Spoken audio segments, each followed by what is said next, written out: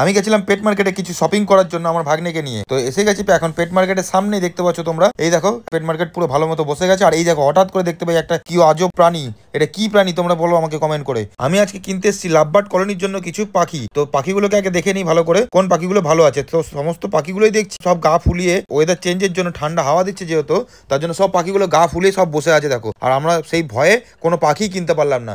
এই পাখিগুলোকে দেখে আমি সাহস পেলাম না যদি কোনো পাখির রোগ থেকে থাকে কলোনিতে কিনে নিয়ে যাই, আর ওই সেই পাখির রোগ যদি এই সব পাখির মধ্যে ছড়িয়ে যায় তো সমস্ত কিছুই নষ্ট হয়ে যাবে। তো এই কথা ভেবে আমি এই সপ্তাহে পাখি কিনলাম না, আমি পরের সপ্তাহের জন্য ওয়েট করব আর তোমাদেরকেও দেখাবো পরের সপ্তাহে কি পাখি কিনলাম। তোমরা সবাই বলো আমার ডিসিশনটা ভুল না ঠিক। আর এখানে যে খাঁচার মধ্যে যে সাদা বদ্রি পাখিগুলো দেখতে পাচ্ছ, এই বদ্রি পাখিগুলো আমার পছন্দ হয়েছিল খুব, কিন্তু এই আগের পাখিগুলোকে দেখে এইগুলো নেওয়ারও আমার সাহস হলো না। পরের সপ্তাহে আমি চেষ্টা করবো কোনো পাখি নেওয়ার, আর তোমাদেরকেও দেখাবো সেটা। এই মিনি ব্লগের কমেন্ট বক্সে আমি বড় ভিডিও লিঙ্ক দিয়ে রাখবো, যারা দেখোনি তারা ওখান থেকে গিয়ে চেক করে নাও। আর ভিডিওটা ভালো লাগলে লাইক করো, শেয়ার করো, সাবস্ক্রাইব করো। Tata, bye bye.